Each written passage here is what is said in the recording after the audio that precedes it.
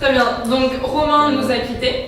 Allô. Et c'est Léopold qui le remplace, toujours pour défendre Monsieur Mélenchon. On a donc fini le thème de la politique extérieure et de l'Union européenne. On reviendra plus tard à l'écologie. On passe maintenant à l'économie. Et donc, je vais vous demander vos avis et l'avis de vos candidats sur la fiscalité en France. Et on commence avec Axel. Ouais.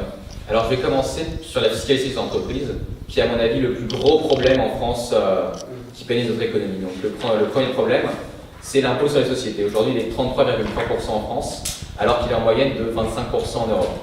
Donc ce que propose Macron, c'est de le diminuer et de le mettre au niveau de la moyenne européenne à 25%, pour inciter les entreprises non seulement à rester sur le territoire, mais à investir leurs bénéfices directement dans l'économie réelle, et non plus le donner au fisc. Le deuxième problème, c'est le problème du coût du travail. Donc on sait qu'aujourd'hui, la France a un des coûts du travail les plus élevés d'Europe. Et le dernier gouvernement de François Hollande a une bonne idée, qui est de faire le CICE, ce qu'on appelle le CICE, le crédit d'impôt et de compétitivité dans l'emploi, qui est une baisse de charge patronale pour baisser le coût du travail. Le problème aujourd'hui, c'est que c'est une baisse de charge annuelle, ce qui fait que chaque année elle est votée, mais les employeurs n'ont pas une visibilité à longue durée, ce qui fait qu'ils n'emploient pas aujourd'hui et que cette baisse de charge n'est pas utile pour l'économie.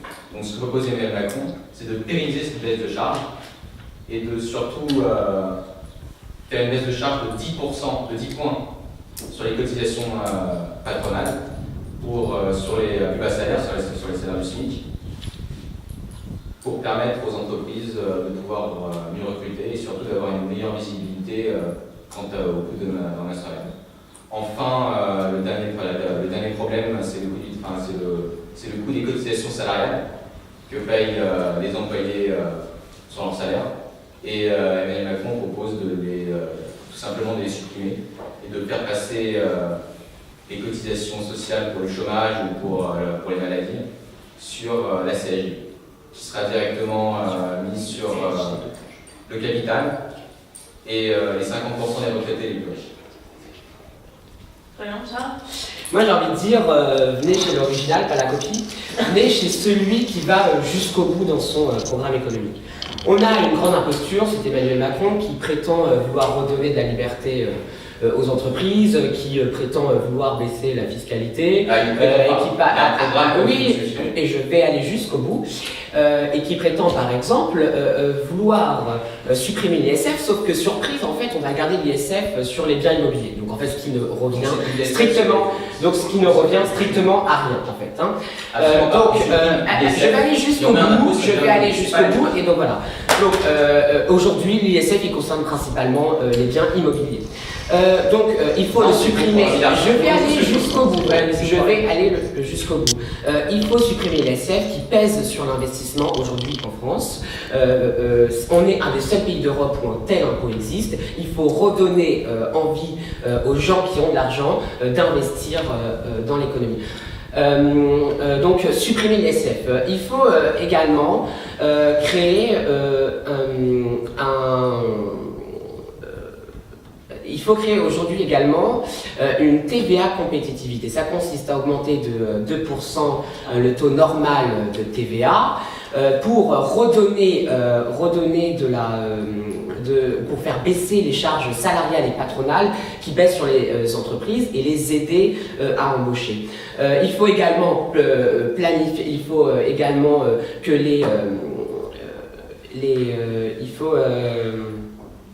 alors j'ai un trou. C'est pas grave, on fera le montage. Attends, je vais aller jusqu'au bout. C'était quoi ? Voilà.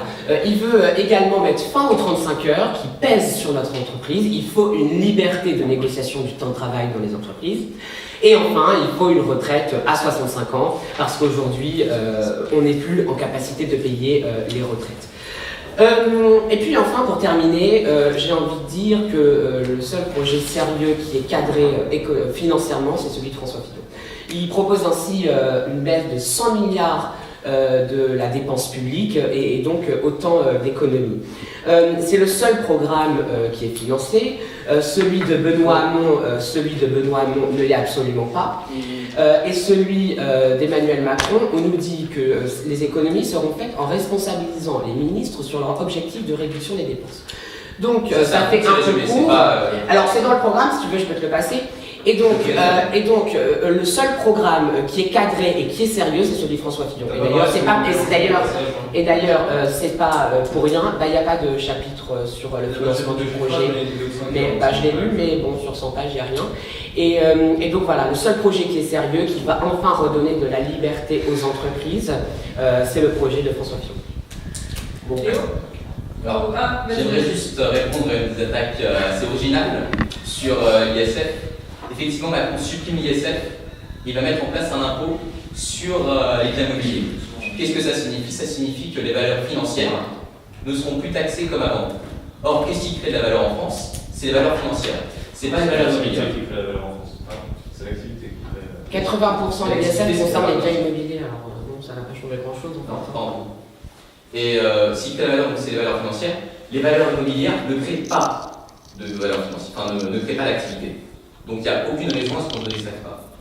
Enfin, la retraite à 65 ans, il y a une petite erreur. Aujourd'hui, les caisses de la retraite sont à l'équilibre, telles qu'elles sont aujourd'hui. Le principal problème, c'est le coût de fonctionnement de ces caisses de retraite. Et c'est pas l'équilibre. Donc mettre la retraite à 65 ans, ça n'aurait aucun intérêt, puisque ça détruit tout l'emploi. Bon, ouais. Léo, ouais, on pose tout ça. Ouais, justement, ouais. Moi, je suis à des années-lumière de ça. En fait, je suis à des années-lumière de penser que les entreprises sont écrasées par les impôts, par les charges patronales. Enfin, elles sont tellement écrasées qu'il y a des entreprises comme Sanofi qui peuvent faire 5 milliards de bénéfices par an. Le CICE dont tu parlais tout à l'heure, je crois que c'est 48 milliards d'euros qui sont donnés par le gouvernement aux entreprises. 1 milliard. Et c'est pas donné en fait, c'est des charges qui sont. Oui, c'est ça, donc exonéré d'impôts quoi. Oui, non, c'est pas des impôts, c'est des charges. Mais vous vous rendez compte de tout ce qu'on peut faire avec ces milliards-là en fait? C'est 20 milliards par an. Et ça fait déjà 2 ans et demi. Donc ça fait 50 milliards. Bon bref. Mais vous pouvez vérifier sur Wikipédia, hein, je pense que c'est 20 milliards par an. Quoi? 20 milliards par an. Ouais, c'est 20 milliards par an. Ouais. C'est énorme. C'est colossal. Le budget de l'éducation nationale, c'est 60 milliards. C'est juste le triple. Et ces 20 milliards qui ne sont pas jetés dans la poubelle, et ces 20 milliards qui ont pour but de. Ouais, parce qu'en fait, et c'est mais qui ne créent pas un seul emploi. Ah si, je vois. Non, j'ai les chiffres là, donc le CICE t'a dit c'est une bonne idée, 22 milliards par an, ça a permis de sauver ou de créer 100 000 postes, ça fait 200 000 euros par an et par poste. Moi j'ai vu une meilleure idée on ne doit pas avoir la même définition d'une bonne idée.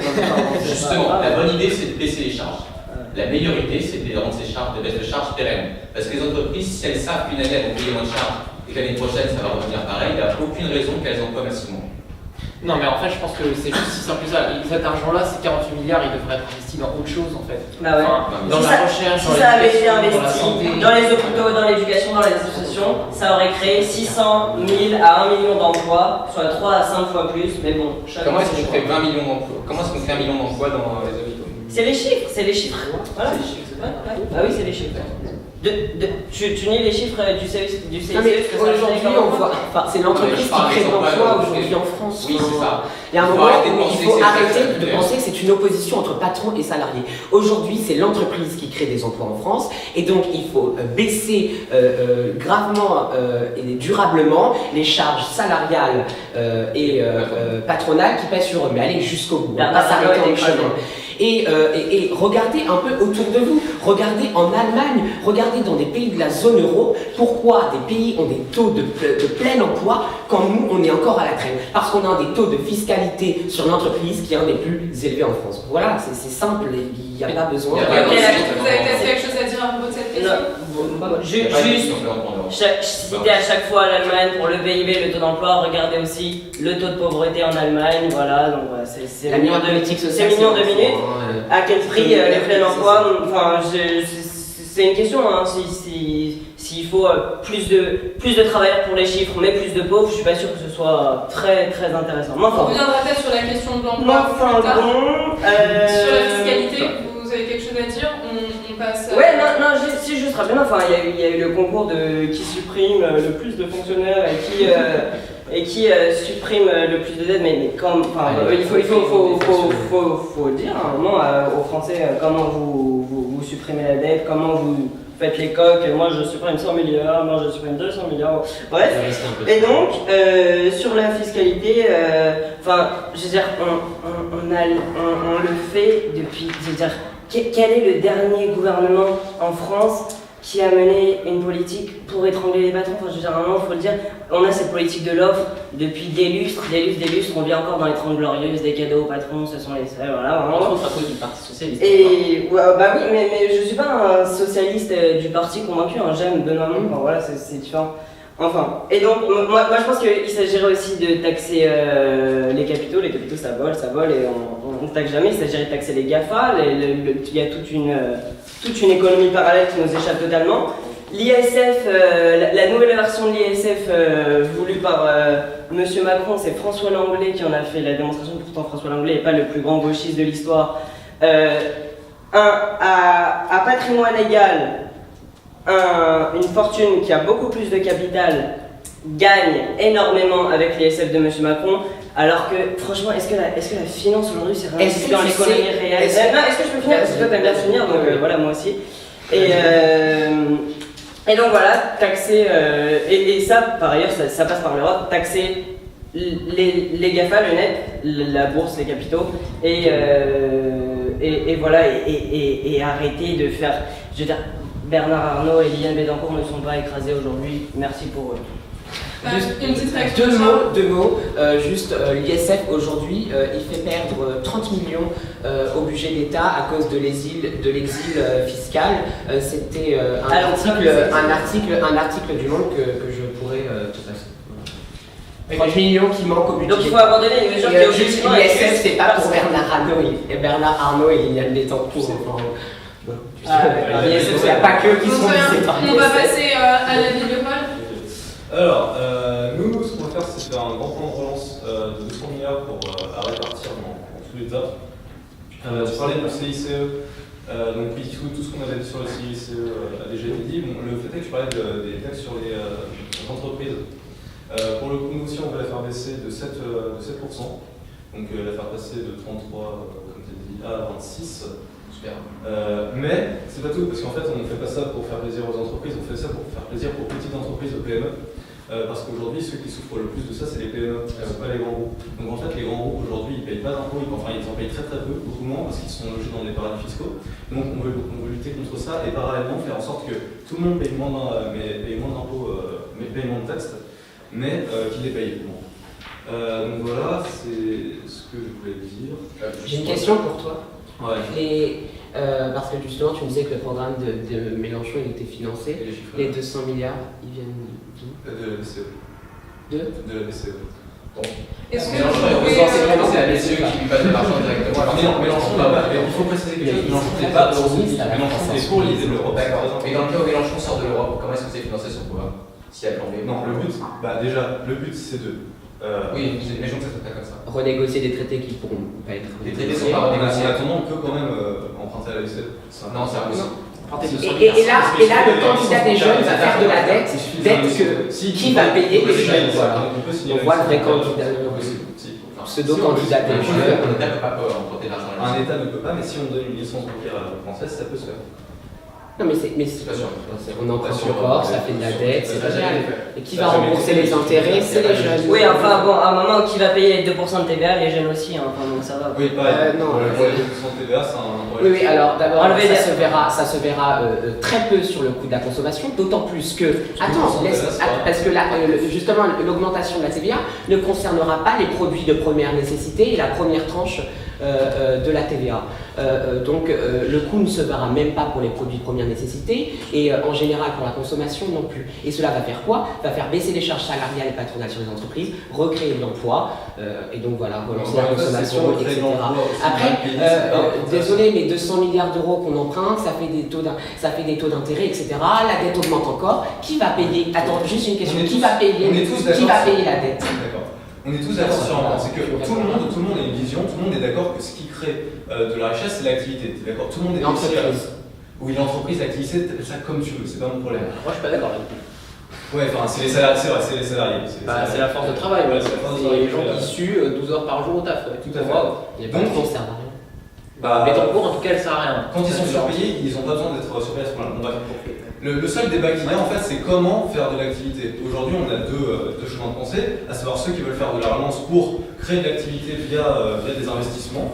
Donc c'est comme ça qu'on paye la dette, parce que grâce aux multiplicateurs keynésiens qui sont voilà, ça fait revenir de l'argent qui est multiplié. La relance c'est bien, mais il faut déjà pas avoir de dette, parce que le multiplicateur keynésien, le principe, c'est qu'on n'a pas de dette, on va utiliser le déficit pour augmenter l'activité. Ça marche sur 200 milliards de dette, c'est impossible de le faire.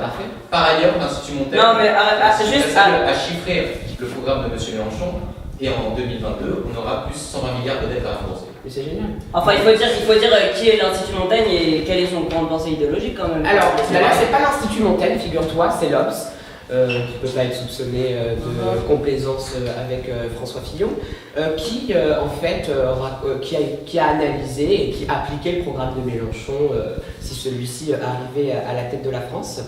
Et en fait, il dit clairement qu'en fait, votre politique va faire fuir tous les riches, que justement que votre plan de 200 milliards d'euros, c'est cool, vous allez emprunter et tu sais à combien va monter le taux d'intérêt de l'emprunt? À 12%. À 12%, alors qu'aujourd'hui on emprunte à presque rien.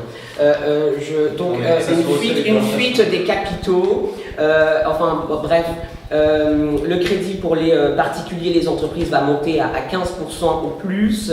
Les banques que vous voulez nationaliser, elles vont vouloir aller cacher, vouloir mettre leur argent en sécurité dans les autres pays. On ne va pas non plus trop s'étaler sur ce sujet-là. On va devoir faire tourner la parole. C'est quoi le titre de ton article? À quoi ressembleraient les 100 premiers jours de Jean-Luc Mélenchon? D'accord. Sur quoi ça se base? Parce que techniquement, là, tout ce que tu viens de me dire, en fait, si on ça se base sur les économistes ça ne se passe pas. du MIT. Malheureusement, on va devoir maintenant s'arrêter sur ce sujet.